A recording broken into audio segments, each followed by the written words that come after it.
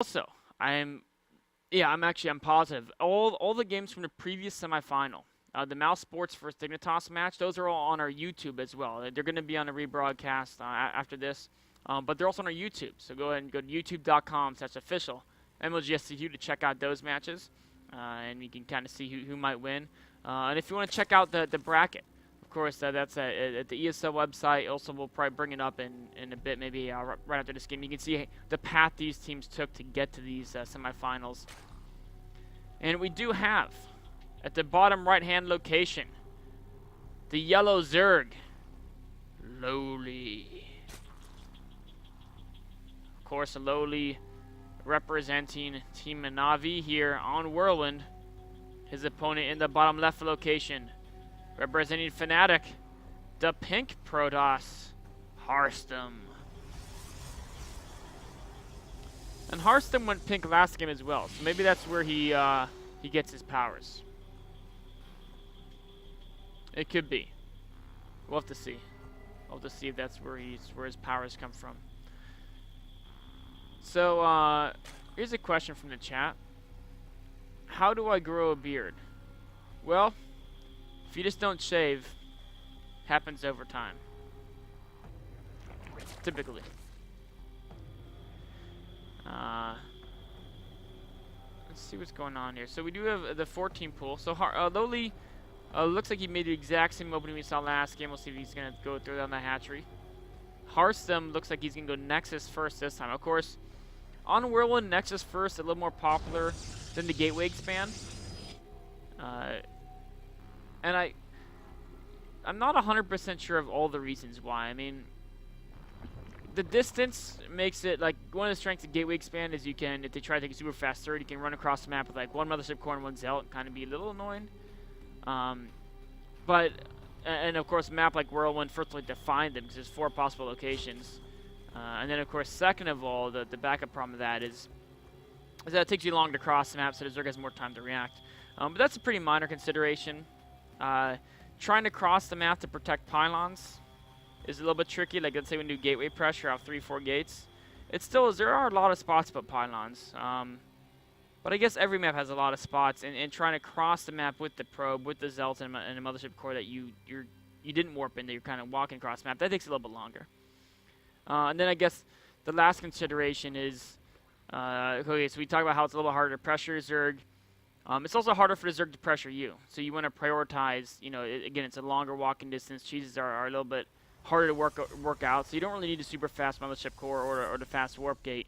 And you can really just focus on probe production. Oh, the Zerging. Is he going to get into base? Yes, he is. He is. He might get one shot off. Nope, not even one.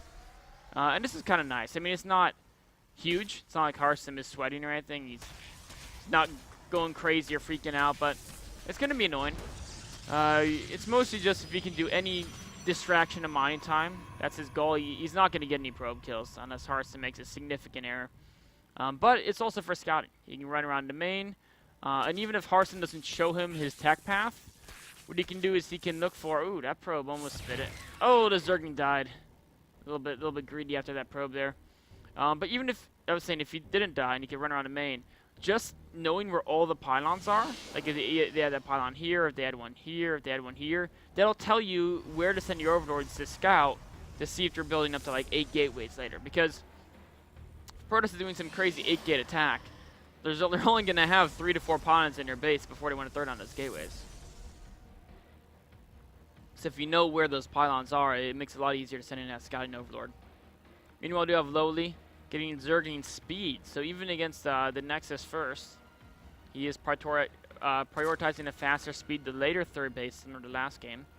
Could just be his opening. He just likes to do things a certain way.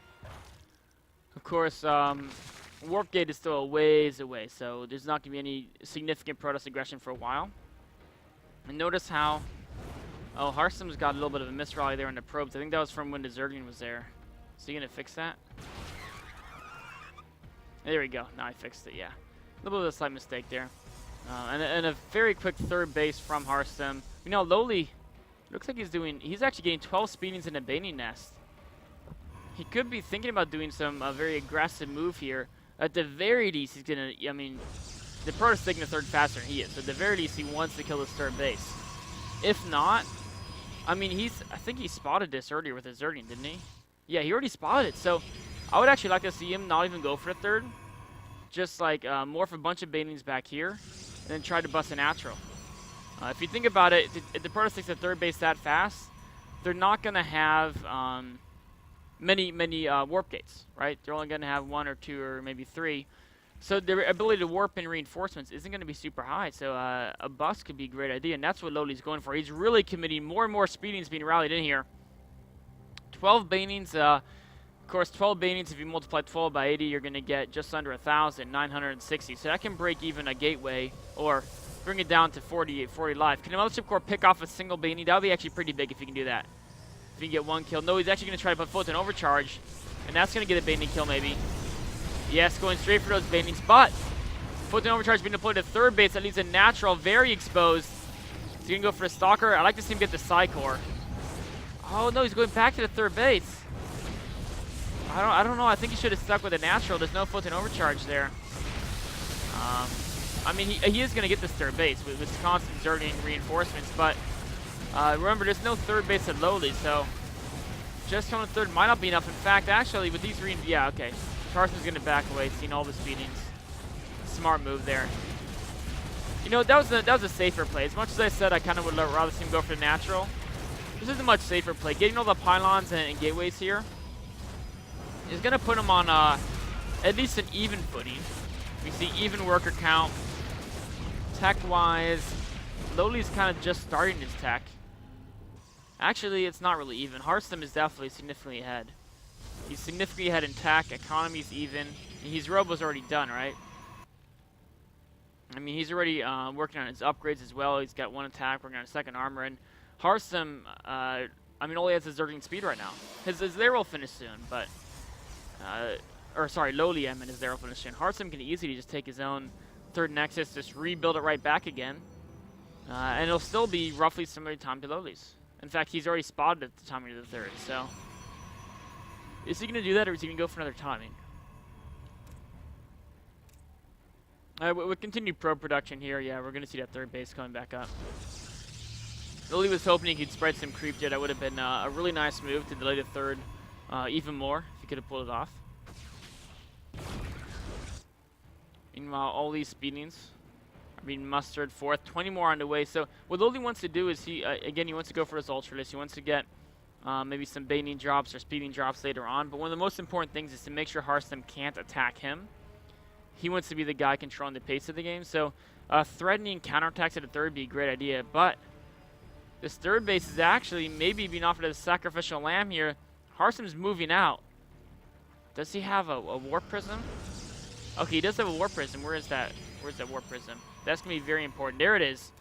A very important part of this attack.